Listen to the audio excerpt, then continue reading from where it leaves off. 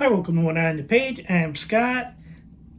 I am doing the 20 worst books that I've read in 2024. Let's go ahead and get started.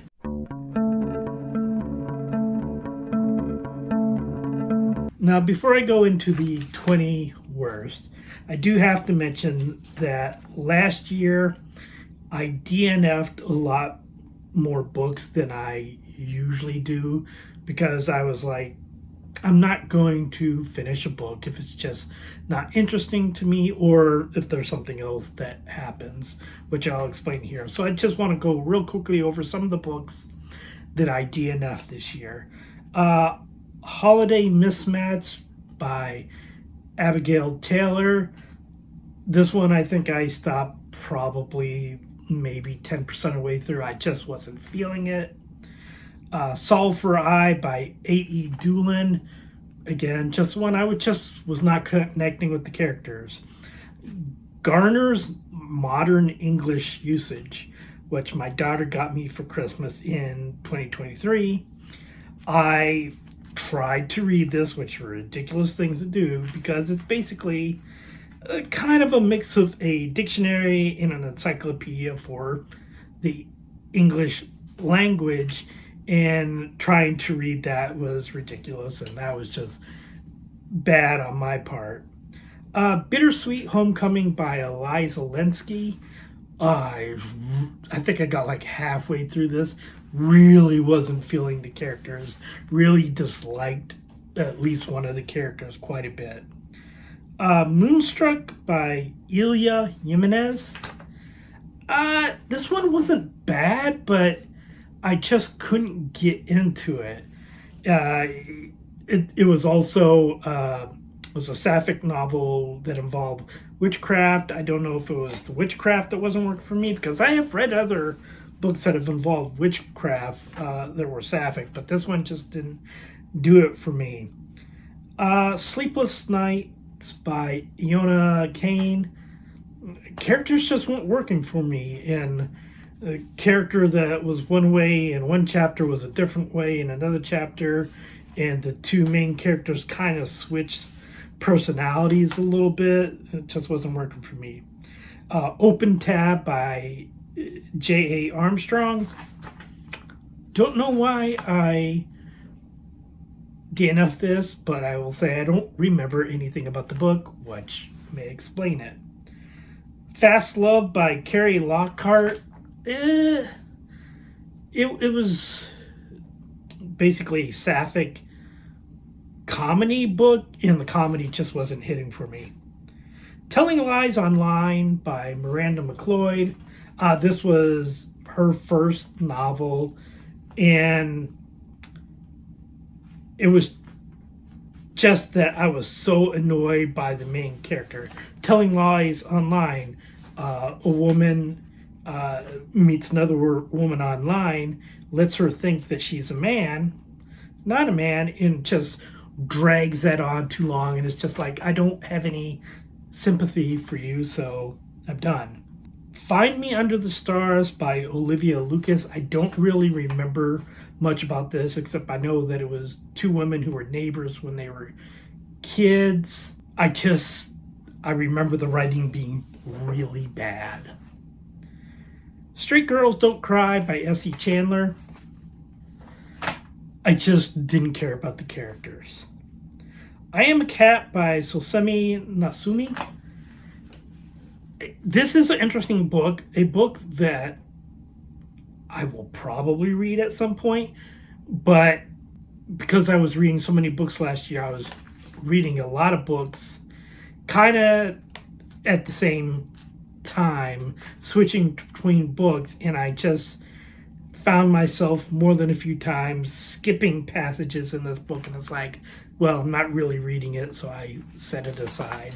Hopefully to pick up again, but probably something that I will have to concentrate on more than I did last year. The Bible.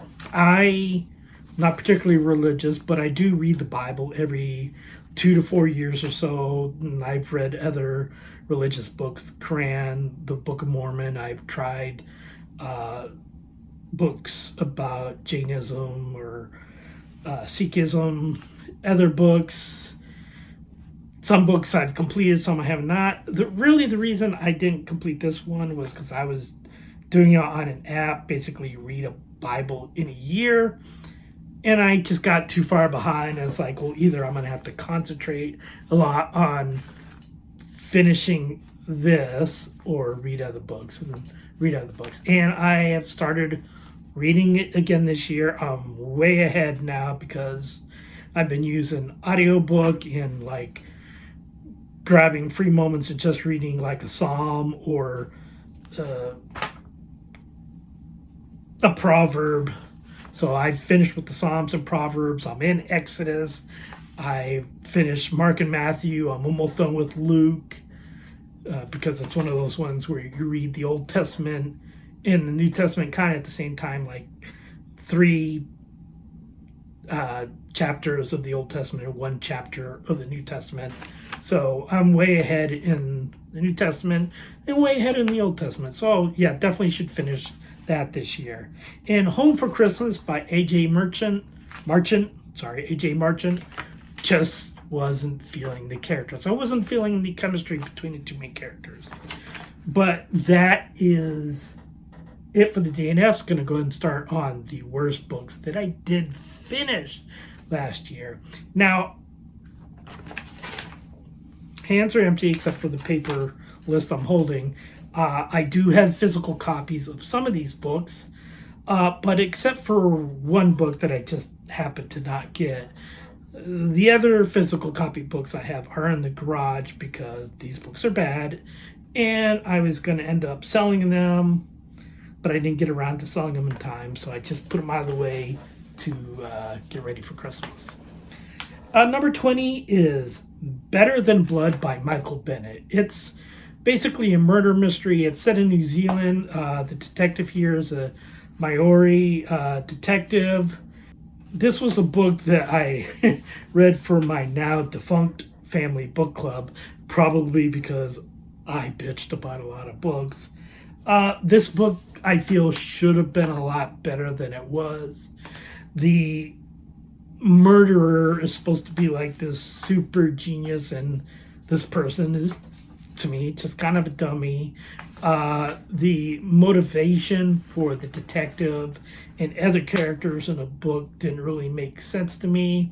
I thought, talking about something that maybe not talked about enough, Maoris in New Zealand would have been a little bit enlightening, but this was just a book that lacked depth in storytelling and character, and the mystery itself was nothing really worth noticing. So overall disappointed. I think that is the only book from the book club I have on here, but we stopped doing the book club I think by April. Number 19 is A Taste of Harper Bliss by Harper Bliss. This is a collection of short stories or novellas that she's written. Most of them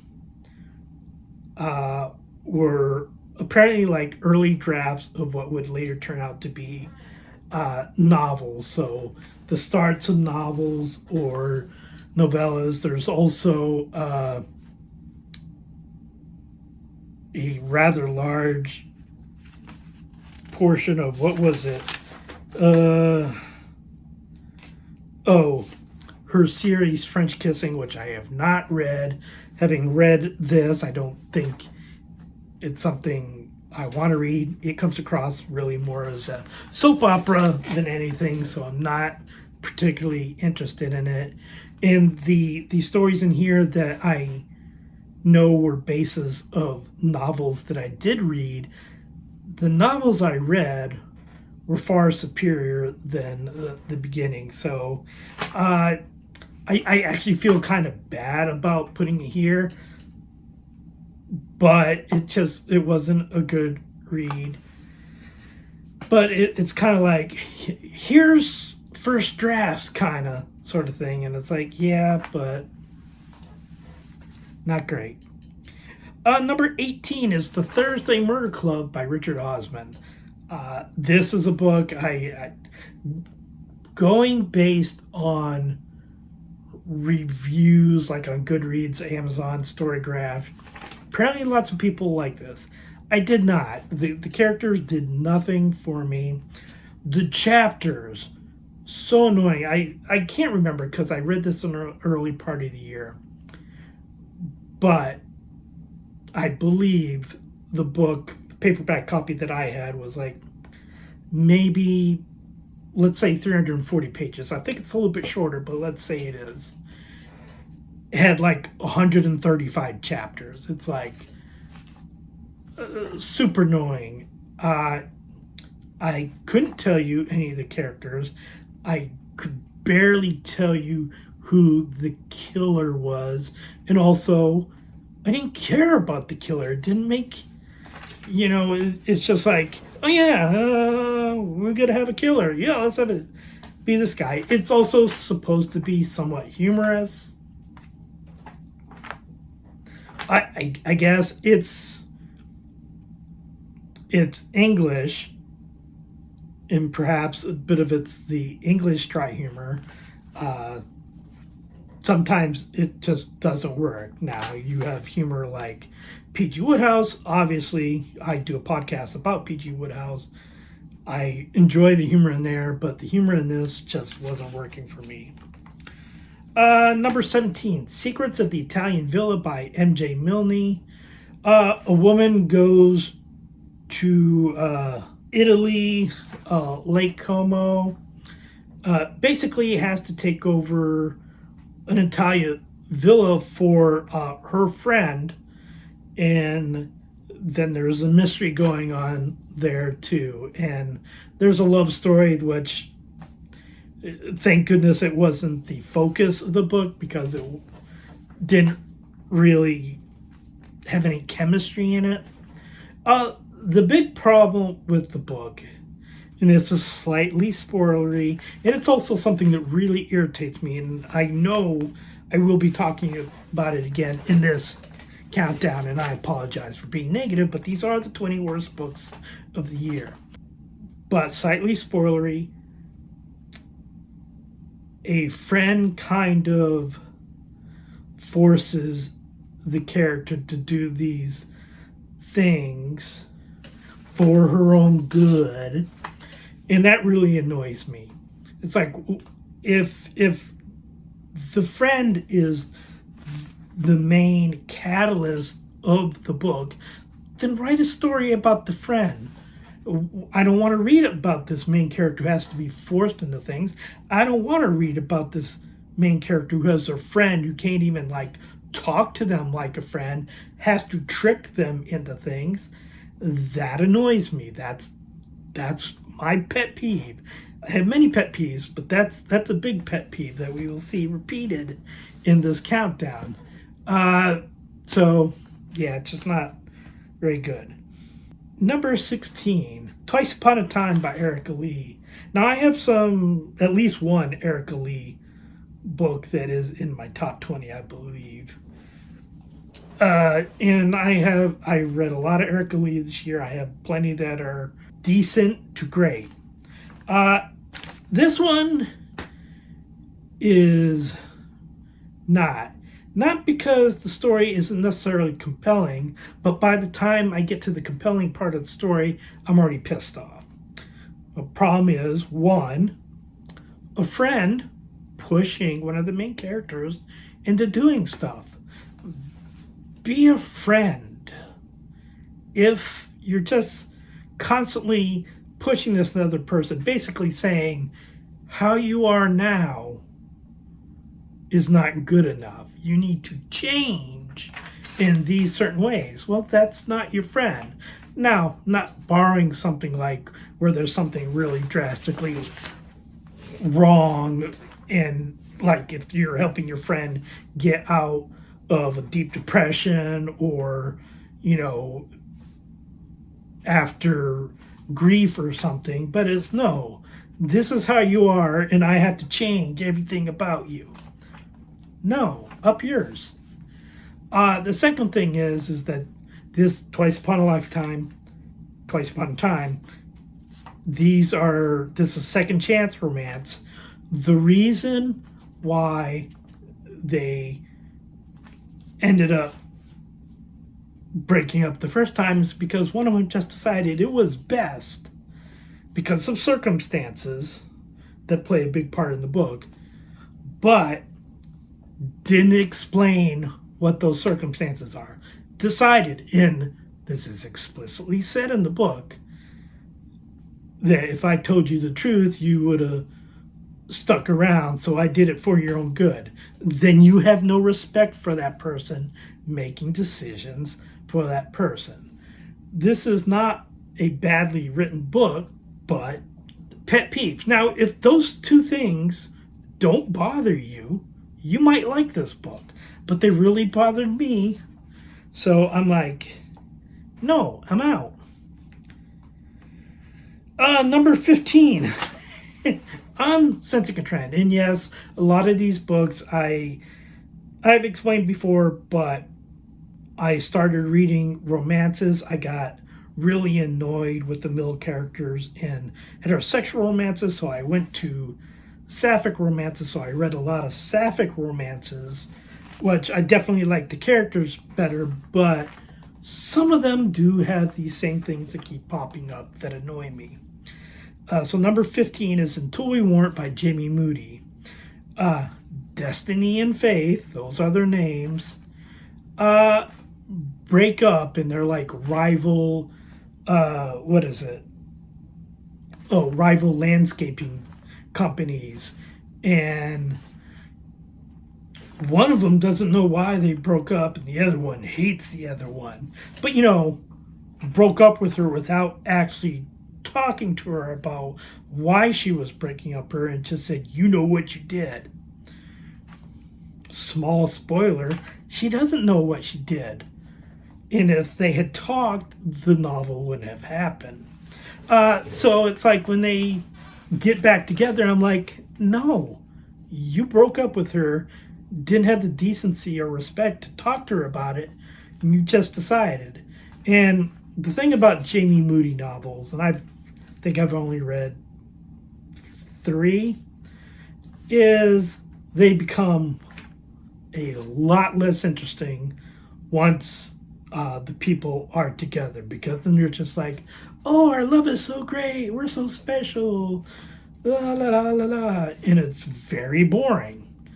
Now, it can be interesting before that, it just wasn't here, because it's like, oh, she broke up with you, she doesn't deserve for you to get back with her again, because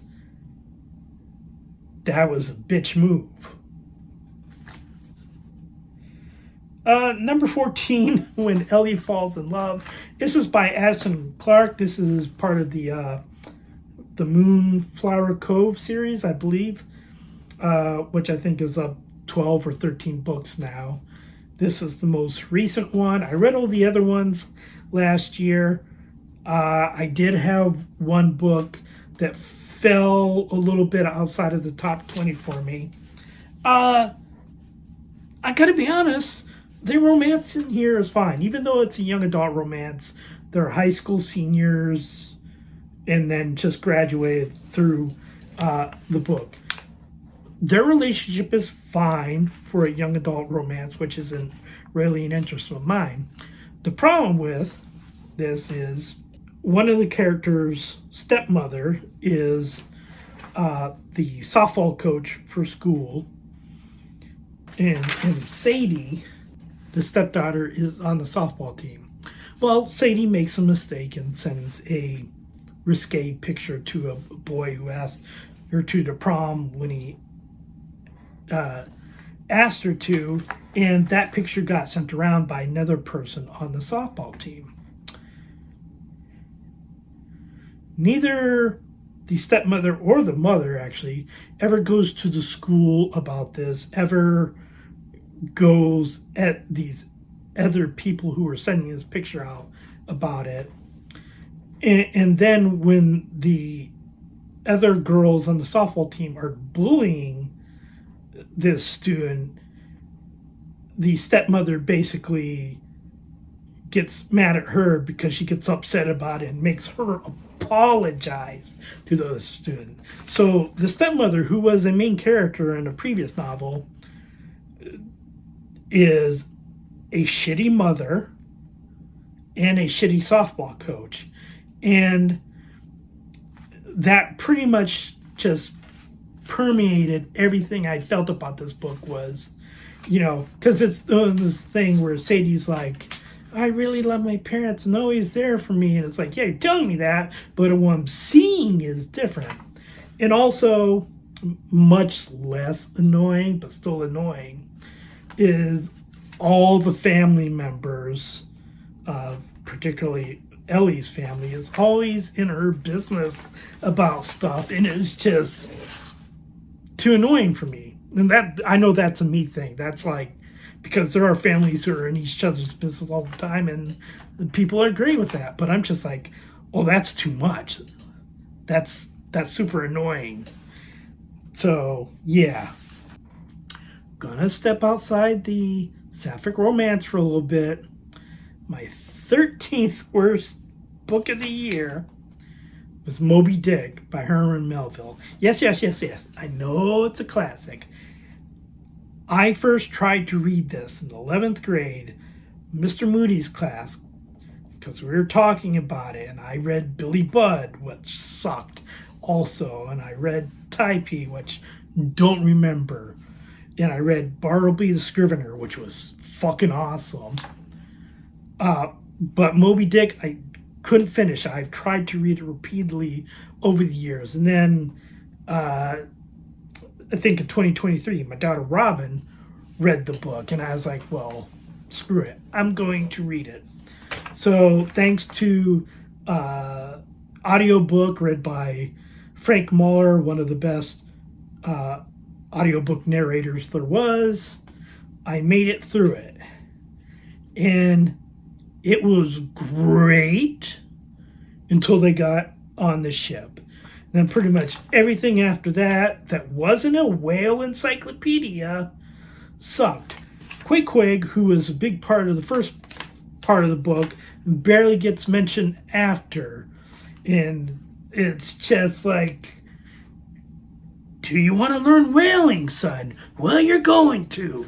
I'm going to tell you everything there is to know about whaling and what to do with the whale.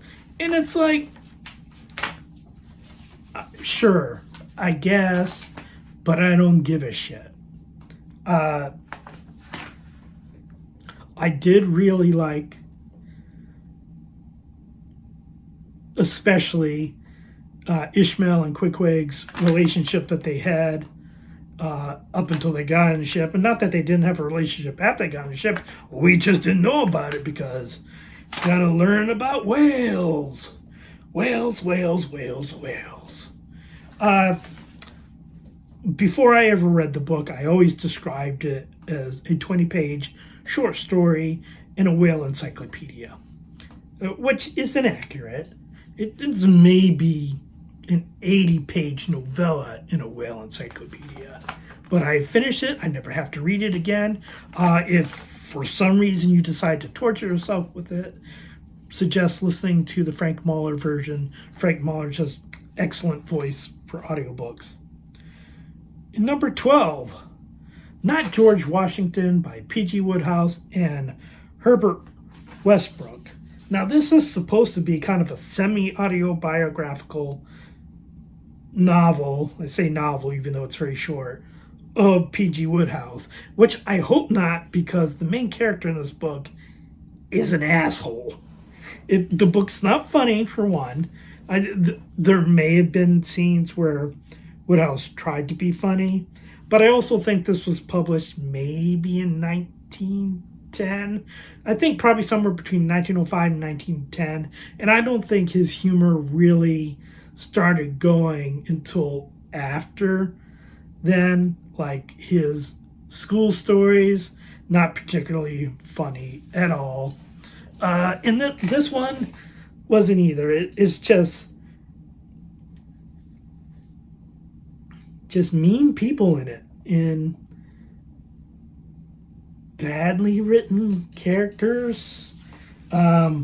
This must have been written during a period of time where P.G. Wodehouse had a lot of self-hate, or maybe Herbert Westbrook hated P.G. Wodehouse at this time. I mean, they worked together a lot and were friends for a long time, but maybe it was a downtime in their relationship. Now we're back on the Sapphic again. Number 11 was London Calling by Claire Lydon. It is the first book in her London series, which this is the only book I've read in her London series. So far, I've read other books by her, some of which I wouldn't say came super close to the best list, but, you know, I considered every book that was rated 5-star and 4.5-star for the best of list, and she had, I think, 2 that were 4.5 stars. They just weren't good enough for the top 20. But this one is a woman named Jess. She gets broken up with in Australia, where she's living, even though she's English. She moves back to England and basically dilly-dallies around about whether or not she likes this girl, and it's just... she does like this girl, but is she going to do anything about it? It's just taking forever and ever. And I don't know if it's because I listened to this one on audiobook, but this book just dragged, and I'm like, this woman is so indecisive. And then some of the most cliche ways of not having the couple be happy yet that were just... There's a reason I haven't read the rest of the London series, even though looking at reviews, this one is probably the lowest reviewed one in the series. Number 10, Love Where You Work by Anna Poley. It's a work relationship, which is always kind of like, you got to be really skilled, I think, to pull that off. I don't think the writer's particularly skilled here.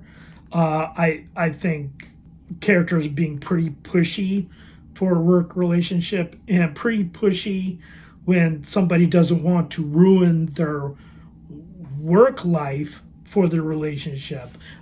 There's not a character in here that I thought was a good person. So there are more books in the Love Where You Work series. I'm not going to read them, even though I do have them. I got the book, 3-book series, so I have 3 books. I just read the first one. I'm like, nope, I'm out. Number 9, Naked by Melissa Therese. Also somebody else who had a few books that were close to the top 20.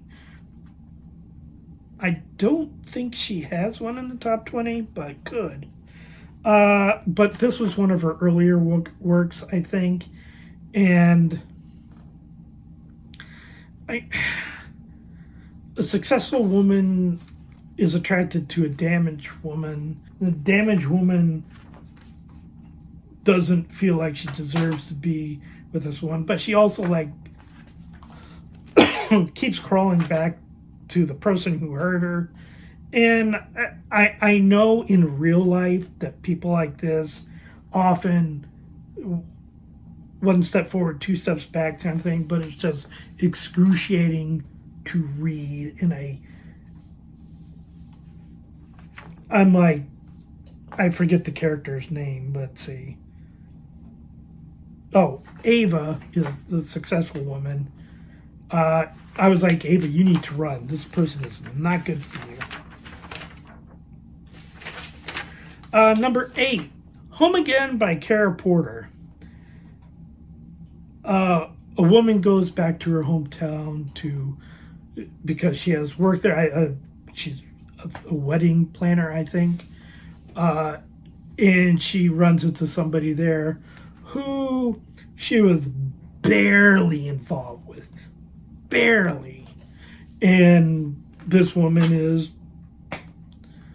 a jerk to her, as are several people in here. I was like, wow, this woman had to leave this town and just burn the bridge behind her. And here's a spoiler for the book, but what she did was she went to school away, and then she went to work away. No, that's it. That's it. That's why her father isn't talking to her. That's why everybody in town is being a twat to her, because she went to work somewhere else. And another spoiler, everybody welcomes her back when she says she'll move back and she'll work there in town. So it's like, no, fuck you. You should have burned the bridges. Should have burned the city hall too. Get away from these assholes.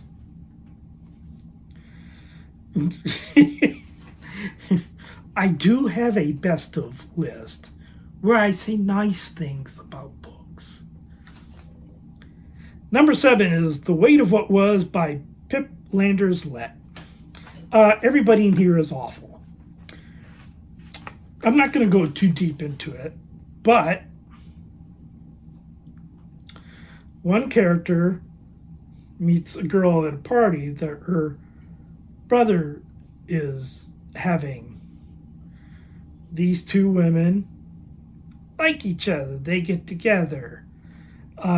They have to work in different places, go to school in different places at one point, and the brother and the girlfriend get together, and then they get pregnant, then they get married, and they still have this woman in their life. All these people are awful. That's a shitty novel. The Hotel Inspector by Sienna Waters. And this is the first Sienna Waters book I read. I don't know why I didn't learn my lesson. People in Sienna Waters novels are bad people. The main character, Isla Seymour, is a hotel inspector. She's an ice queen, we're told. She's the nicest person in this book. The hotel owner, Katie, is supposedly really nice. Everybody loves her. She's kind of a jerk. Her friends and the people living in the hotel are worse. They basically, because Katie is attracted to Isla until after they get together, and then it's like they're together, but she really doesn't seem to care for her. But her friends basically blackmail Isla into still sticking around. And, you know, I think that was the first sapphic book I read in which, like, oh, your shitty friends decide they know what's best for you. And, yeah, it's not the worst Sienna Waters book I read. Okay, number 5 is My Kind of Girl by Reba Bale. A mother sets up her daughter on a blind date. The daughter doesn't like being set up on blind dates by her mother. So she relatively doesn't make a great impression with the blind date. The rest of the book, the blind date, is a bitch to her. And I'm like, what I say with a lot of these books, why are you with this person? This person doesn't like you. Apparently they're willing to have sex with you and marry you. I think they get married in this at some point near the end. But this person doesn't like you. She's pretty clear throughout this book. She doesn't like you. That she's just putting up with you. Also, this is an ugly cover. It looks like an alien creature. Number 4, The Actress, The Curious Case of Cordelia White by Kimberly J.M. Wilson. Cordelia White is an actress. Cordelia Wright is an actress. Basically going through different parts of her life. Uh, the thing that I don't like about this is that we are presented her mother as somebody who cares for her misguided, almost possibly on the spectrum kind of daughter. And it's like, no, her mother is abusive, like emotionally, verbally abusive and controlling. She's a horrible person. But the author presents it to us like Cordelia is a person. She's also, Cordelia, I think, is kind of emotionally abused by her love interest too, but nowhere near as much as her, stay away from it, as from her mother. This is a book about abuse, and abuse that, and I've seen a interview by the author who's kind of like, seems to be on the mother's side, and it's like, oh, okay, there's a sequel to this also. I'm not reading it. I don't like abuse. Crazy. Number 3 is Play It Again, Ma'am by Sienna Waters. Jules tells this woman she has a crush on that she can play the piano. She can't. So she basically bullies Billy Brooke, who is a musician who has left Whitebridge, this town. It's a series which I've read most of the books in, because I was going like, oh, the first one, that's not bad. Maybe the whole hotel inspector was an anomaly. And then you get to this one, and it's like, oh, no, it wasn't. But Billy is left, and she is bullied by people in this town, verbally abused.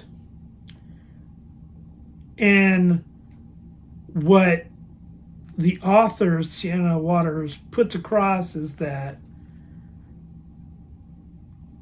you need to give us a reason to not bully you.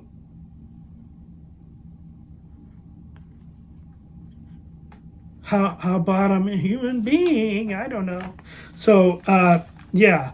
Again, one of those ones where the outsider is the best character in here. And it's just, yeah, this was the one that pretty much I said, yeah, I'm not reading Sienna Waters books anymore.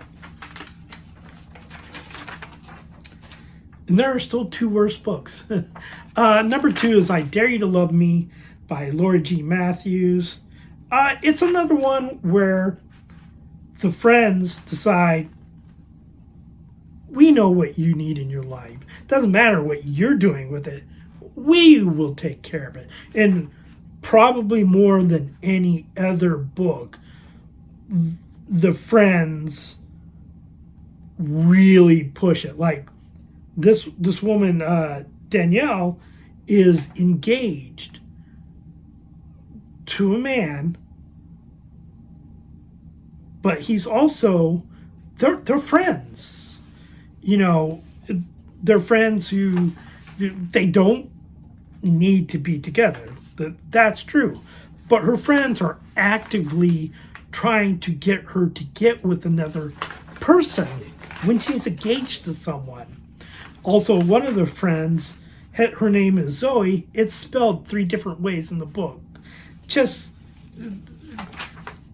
the author doesn't care about the book, and by author I mean author, editor, whoever it is in the process of this book, to not see, oh,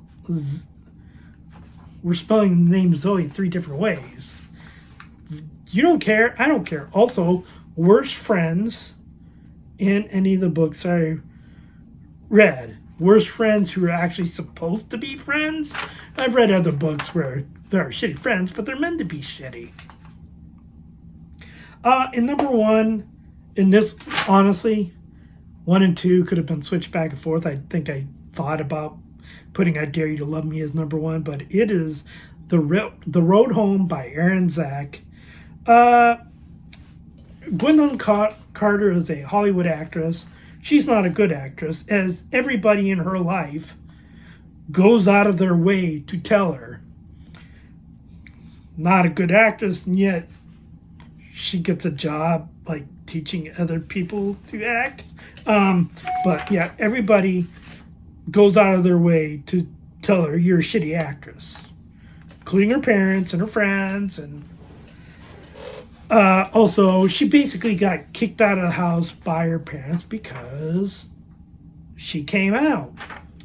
And then she goes back there for her father's birthday party, I believe. And her mother is like really close to her assistant volleyball coach. She coaches volleyball, who is gay. And it's like, oh, wait a minute. I got kicked out, or I got ostracized at least, because I came on and now you're friends with her. And the mother is hiding a secret, which means the love interest is also hiding a secret. And when she gets called on hiding the secret, it's basically like, oh yeah, but I made a promise to your mother, and it doesn't matter that your parents not only treated you shittily when you were younger, they're actually kind of treating you shitty now and being emotionally manipulative now. You're the bad person. It's like, no. I think I Dare You to Love Me is a worse book to read.